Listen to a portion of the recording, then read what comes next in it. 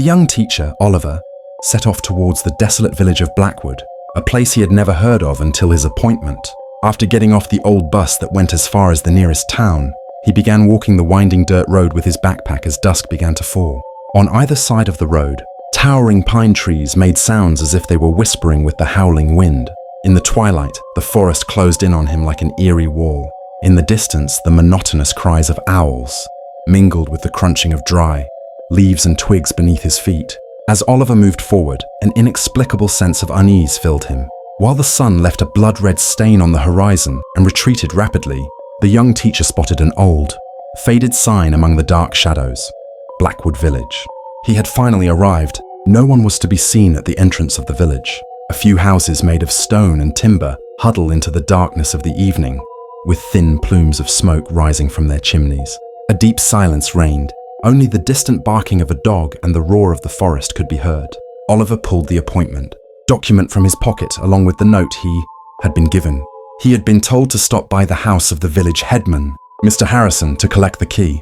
As he walked along the narrow stone path trying to make out the houses, a small, ruined structure by the roadside caught his attention, an ancient cemetery surrounded by crumbling stone walls. Crooked tombstones could be seen amidst the shadows of the overhanging pine trees. The iron gate of the cemetery was rusted and left ajar. A cold breeze emanating from within made the hair on the back of Oliver's neck stand up. The young teacher paused involuntarily. His heart raced for a moment. This desolate village cemetery looked utterly gloomy in the crimson glow of the sunset. He whispered to himself, "Pull yourself together. There's nothing to be afraid of," and quickened his pace. By the time he found Mr. Harrison's house, it was pitch dark. The old man looked at the stranger appearing at his door with surprise at first, then remembered and invited him in. With a weathered, lined face and a gentle gaze, Mr. Harrison welcomed Oliver inside. In the small room lit by a crackling log fire in the hearth, his wife Mary poured and served tea from a porcelain pot standing by the stove. After a bit of small talk, Mr. Harrison handed over the key to the school cottage. "Welcome, son," he murmured in a low voice. "You'll be staying in the cottage next to the school. Let us know if you need anything." Oliver sipped his warm tea, expressing his gratitude. As he did, he noticed the deep anxiety on Mr. Harrison's face in the dim light of the room. "I wish you had come at a calmer time," the old man added, his voice trembling slightly. "Our hearts are heavy in the village lately. A tragedy has occurred." Curious, Oliver asked, "What happened? Is something wrong?" Mary looked at her husband with concern. Mr. Harrison sighed sorrowfully and continued, "Last week, a young couple, Sarah and Thomas, we buried them. It was God's will. They both fell ill suddenly one night and passed away together. No one could make sense of it. They were newly married so young. The whole village is devastated." Mr. Harrison put his pipe aside thoughtfully and fell silent. Oliver offered his condolences timidly. "I'm so sorry for your loss. Was it some kind of illness?" He pressed gently. Mr. Harrison shrugged and averted his eyes. "We don't know. Some mentioned poisoning, but strange stories circulate in these parts, my boy. Now is not the time." When the old man stopped speaking, the only sound was the crackling of the fire echoing in the room. Mary closed her eyes, whispering, "May they rest in peace." Seeking to break the heavy atmosphere, Mr. Harrison straightened up. "Anyway, you must be tired. It's grown quite dark. Let me give you a lantern to get you to the cottage. The power went out a moment ago because of the storm. It should be back soon, but it's best to be prepared." Oliver thanked him and stood up. Mr. Harrison paused at the threshold and placed a hand on the young teacher's shoulder. "Take care, son. Nights in Blackwood are long and silent. There is nothing to fear, God bless you. But if you happen to hear a sound or see a shadow in the night, pay it no mind, and stay away from the cemetery side for a while," he whispered almost under his breath. Mr. Harrison warned him in a near whisper, his eyes intensely serious. Although Oliver was startled by these words, he nodded without showing it. He said his goodbyes and stepped outside.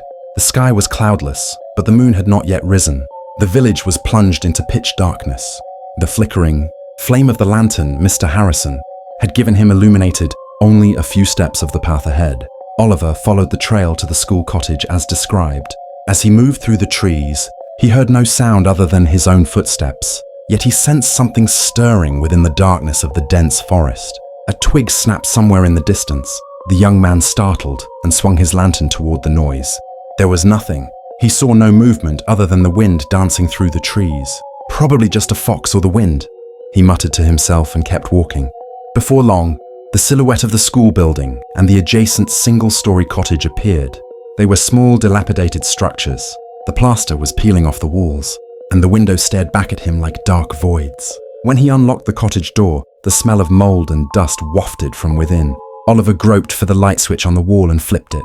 After a brief hum, a yellow bulb flickered to life, filling the room with a dim glow. Mr. Harrison was right. The power had returned. Taking a deep breath, he surveyed his surroundings. There was a cot, a small desk, and a few old books on the shelves. Before collapsing onto the bed, he checked the windows. Although some of the wooden shutters were broken, the glass was intact. However, someone looking from the road or the cemetery across the way could easily see inside. With this thought, he pulled an old curtain over the exposed window. He lay on his back, wanting to rest, but sleep would not come. Beyond the exhaustion of the day, an inexplicable restlessness stirred within him. His mind kept returning to the sudden death of the young couple Mr. Harrison had mentioned. What did it mean for both of them to die so suddenly in such a remote place? Was it poisoning, or perhaps carbon monoxide? As these thoughts swirled in his mind, his eyelids grew heavy. Just as he was about to drift off, a strange sound startled him out of the deep. Silence. Whispers. Yes, from afar, as if carried by the wind, he heard vague sounds resembling human whispers. Suddenly, all his senses were heightened. He froze in his bed, holding his breath and listening. The sounds were broken, intermittent murmurs. The sounds seemed to float through the night air. It was impossible to discern the words, but it sounded as if multiple people were whispering, prayers or strange incantations in unison. Oliver rose quietly from his bed to find the source of the noise. He extinguished his lamp and crept toward the window. Peering through a gap in the curtains, he noticed a faint beam of light coming from the direction of the cemetery. Indeed, a flickering glow was rising from the churchyard. It could have been a few flashlights or perhaps candle flames. The whispers were coming from there too. His heart began to race. Who would be in the graveyard at this hour, and why? Torn between curiosity and dread, he couldn't stay still. He wrapped his coat tightly around him and relit his lantern. He hesitated for a second. Mr. Harrison's warning, "Stay away from the cemetery," rang in his ears. But perhaps it was a villager in need of help, or some ancient local burial custom. After all, the young couple's grave was right there. Curiosity won. Oliver dimmed the lantern to its lowest setting and stepped out of the cottage. The biting night air struck his face. With slow, cautious steps, he began walking toward the graveyard. As he drew closer, the whispers became clearer. Several different voices were chanting strange, unintelligible words.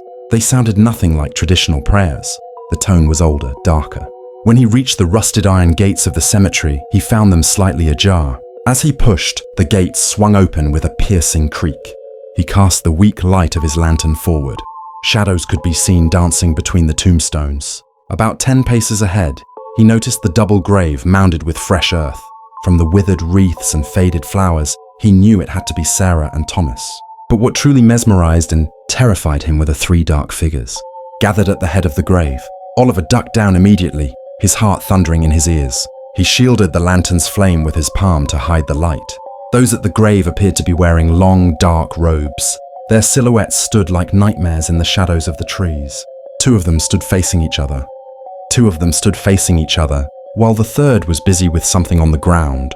Right atop the soil of the fresh grave, they continued to chant in low, rhythmic whispers.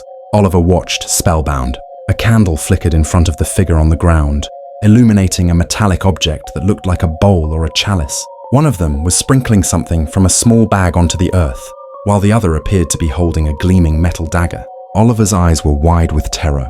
He watched the scene, unable to believe what was happening. For a moment, the whispering stopped.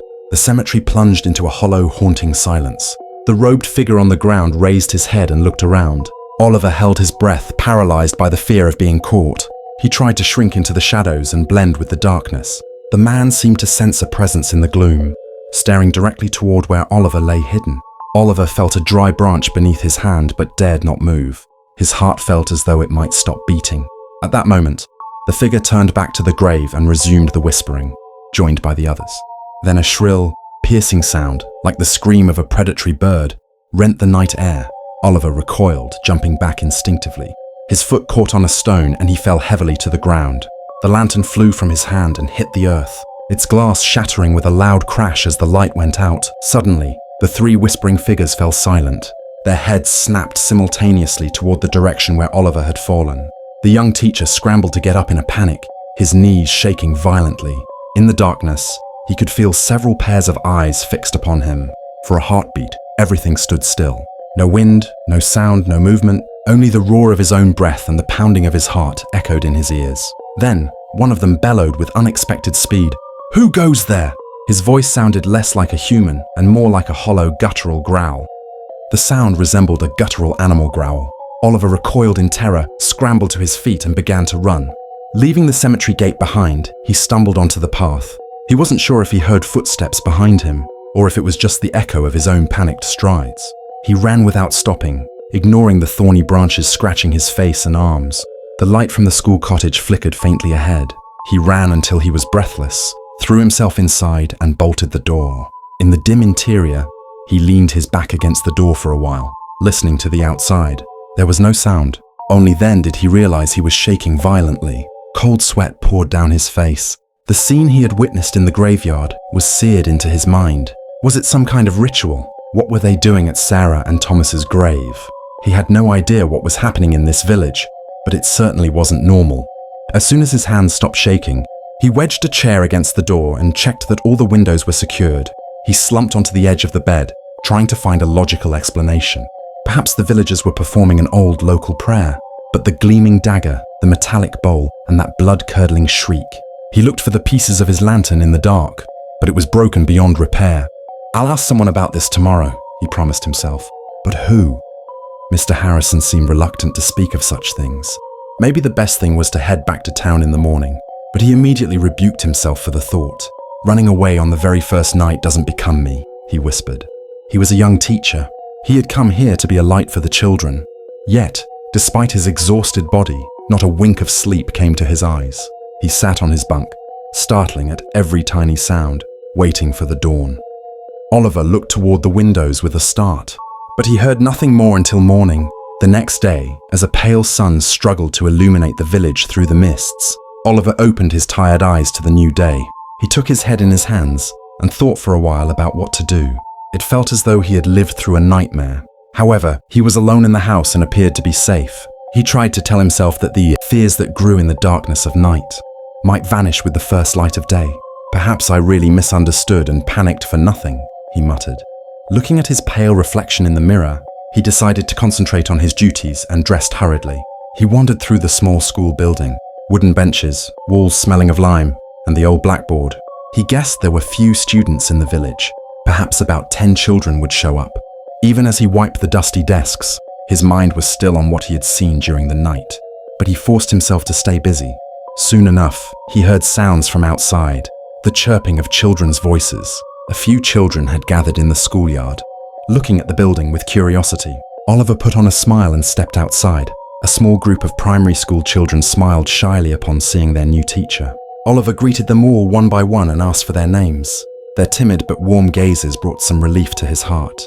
Composing himself, he invited them inside for the first lesson. As he began teaching, he saw a spark in the children's eyes. In this desolate place, they perhaps hadn't received a proper education for a long time. As Oliver taught, his own excitement was renewed, and he managed to forget his fear for a moment. Towards noon, during the break, the eldest boy, 11-year-old Harry, approached him. With a shy expression, he asked, "Mr. Oliver, are you really going to stay in our village?"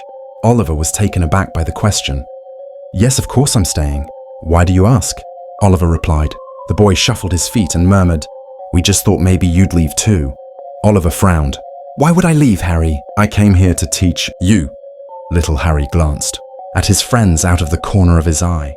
The other children were also listening intently to their teacher. "Our previous teachers didn't stay very long," he answered. This caught Oliver off guard. "What do you mean? How long did the teacher before me stay?" The boy mimed, counting on his fingers. "There was a lady.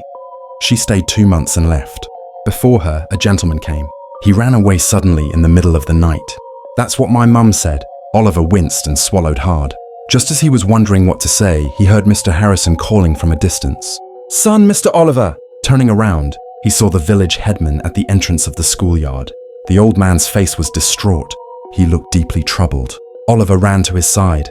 Mr. Harrison was out of breath, clearly having run all the way. "Come quickly," he said urgently. "Something terrible has happened." Oliver's stomach churned as he immediately remembered the shadows from the night before. "What is it, Mr. Harrison?" he asked anxiously. "In the churchyard." "Damn it all, come and see for yourself," the old man said, heading toward the road. Oliver told the children to go inside and followed him. When they reached the cemetery, he saw a few other villagers gathered there. Horror was written on all their faces. Mr. Harrison pushed through the crowd and led Oliver to the front. The sight that met the young teacher's eyes made his stomach turn. The graves of the newly buried couple, Sarah and Thomas, had been dug up, and the earth was scattered everywhere. The headstones had been uprooted and cast aside, and the flowers were trampled. Worst of all, the coffins were half open and empty. It was as if someone had pulled them out of their graves and taken them away. Oliver felt dizzy and staggered back. How can this be?" he stammered. A middle-aged woman standing nearby cried out in a wailing tone. "Those who came at dawn found it like this. Who would do such a thing?" They sent word immediately. Who would do such a thing, and why? "It's a sacrilege." The woman began to cry helplessly. Those around her whispered, "God preserve us, this is surely the devil's work." Mr. Harrison was both furious and devastated. "I have never seen such a disgrace. I've sent word to the police. They'll be coming from the town. This will ruin the village's reputation for good." Oliver thought back to the strange silhouettes he had seen in the dark of the night. It had to be their doing. He had thought they were performing a ritual, but to dig up the graves and take the bodies, the thought made his stomach churn. The image of the metal bowl and the dagger on the ground flashed before his eyes. Had they done something to the corpses in some kind of twisted ceremony? An indescribable chill ran through him. Mr. Harrison looked at Oliver's face with concern. "Are you all right, son? You've gone white as a sheet." Oliver swallowed hard. I heard something last night," he wanted to say, but he hesitated, feeling the weight of the villagers' stares. What could he say? If he told them he saw people in the graveyard, would they believe him in their state of grief? He wasn't even entirely sure of what he had seen himself. Meanwhile, a few men began wandering around as if looking for clues. "The heathens! They've been burning candles, look at this," Mr. Harrison said, pointing to the melted wax remains and the strange symbols etched into the soil. Oliver looked closely and noticed eerie shapes carved into the earth, and a white, salt-like powder scattered around. The traces from the night, they were all real. At that moment, someone from the crowd came running toward them in a panic. "Mr. Harrison, come quickly. Something's happened to Arthur," Mr. Harrison started. "What's happened to Arthur?" The man gasped for breath. "He's collapsed in front of his house. His eyes have rolled back in his head, and he's muttering strange things to himself." "They say he's possessed," the man cried out. A wave of terrified murmurs rose from the villagers. "Heaven help us, not Father Arthur," they whispered, spreading the news in a state of shock. Oliver froze when he heard the name Arthur. Could this name have been among the dark whispers he overheard last night? This had to be the village priest the headman had mentioned. Mr. Harrison shouted, "Move quickly!" and began to run with the crowd. Oliver followed close behind, his mind in a whirl. Everything was becoming increasingly horrific. First, the desecrated graves, and now the village priest in the throes of a strange seizure. It all had to be connected. Father Arthur's house was a small cottage, tucked away in a courtyard next to the old stone church. When they arrived, several women were standing by the door, crossing themselves and muttering prayers. Groans of agony and muffled screams echoed from inside. Oliver pushed through the crowd to catch a glimpse. A youngish man, presumably the priest, was thrashing on the floor, while two strong villagers struggled to hold his arms down. Father Arthur's eyes were wide, as if they might burst from their sockets. The pupils had rolled back completely, leaving only a terrifying white stare. He looked as though he had gone blind. Unintelligible words spilled from his lips. At times, he seemed to recite Latin verses, and at others, he hissed curses in an ancient, unrecognizable tongue. His body contorted with such violence that the two men could barely restrain him. Oliver recoiled in horror. He had never witnessed anything like this in his life. Oliver was witnessing something like this for the first time in his life. Was this what the villagers meant by possessed? Several women were weeping in terror, loudly reciting verses from the Bible. Mr. Harrison called out with a trembling voice, "Arthur, my boy, hold on." But the priest did not seem to hear him. Suddenly, the young man's voice changed. In a muffled, deep tone, as if it were not coming from his own throat, but from someone else inside him, he began to speak. "You are all cursed! You shall pay the price for what you have done." As these words spread through the room like a haunting echo, they struck terror into the hearts of everyone present. Then, Father Arthur let out a piercing shriek. His body contorted like a bow, and he suddenly fell still. The men holding him pulled their hands away in panic. The priest now lay unconscious on the floor. Only his faint breathing could be heard. He was as pale as if he had been covered in graveyard dust. The villagers backed away in shock and fear. No one knew what to say. Mr. Harrison stood frozen for a moment as if paralyzed, but then he composed himself and instructed, "Carry him to his bed. We shall keep watch over him." Oliver was too hesitant to approach. He couldn't wrap his mind around what he had seen. They laid the priest in his bed, and a few elderly women began to murmur prayers by his side. Mr. Harrison took Oliver by the arm and led him outside. As they walked silently through the courtyard, he whispered, "You saw it, didn't you, son? You saw it with your own eyes." "As I said, something dark is wandering through this village," Mr. Harrison whispered in fear. "Why would Father Arthur end up like this out of the blue? It must be the work of whatever wickedness happened in that graveyard." Oliver swallowed hard and, with a slight tremor, finally confessed, "I saw some people in the graveyard last night. It looked like a ritual, some kind of dark magic being performed over those fresh graves." Mr. Harrison froze, his eyes widening in horror. "What are you saying? Did you truly see them?" Oliver nodded. "Yes, 3 figures in the dark. I ran when they noticed me. When I saw the state of the cemetery this morning, I was certain." Mr. Harrison gritted his teeth, looking around as if cursing the very air. "Who are they? Who?" he muttered. "I knew something was happening. Those young ones, Sarah and Thomas, didn't just die. There is some foul business at work here. Damn whoever is behind it." Oliver had made up his mind. He was leaving. He no longer had the courage to stay in this cursed place for even one more day. His conscience ached at the thought of leaving his students, but he feared that if he stayed, he would lose his mind, or worse, his life. He packed his things. As he passed by Mr. Harrison's house, the old man stepped out. Seeing the bag in Oliver's hand, he understood immediately. "You're leaving, aren't you, son?"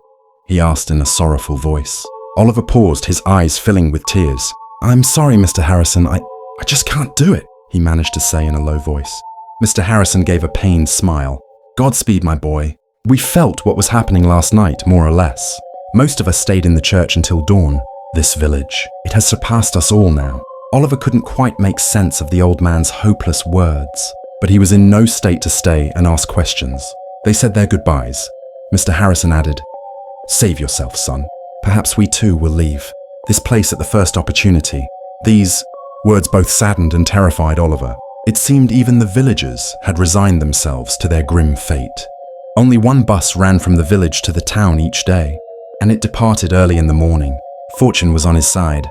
The old bus was still waiting in the square. When the driver saw Oliver in such a disheveled state, his clothes stained with mud, he said nothing.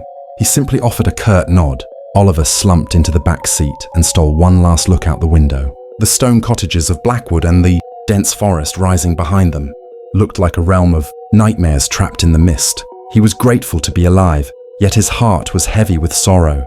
To have experienced such horror at a young age had shattered his faith and his very sense of reality. As the bus began to move, Oliver slowly closed his eyes. Amidst the rumble of the engine and the creaking of wheels on the stony road, he tried to block out everything he had endured. He wanted to convince himself that he was safe, that it was all behind him. Perhaps for the first time in days, he might finally fall into a peaceful sleep. But just as these thoughts crossed his mind, a slight chill ran down his neck, and he snapped his eyes open. A gnawing sensation forced him to look out the window once more. The bus was rounding the bend at the edge of the village. Oliver looked back toward Blackwood one final time. The sight that met his eyes made his skin crawl. At the edge of the forest, just outside the village, stood a silhouette, a tall, motionless shadow. At first, he took it for the shadow of a tree, but no, it was a human figure.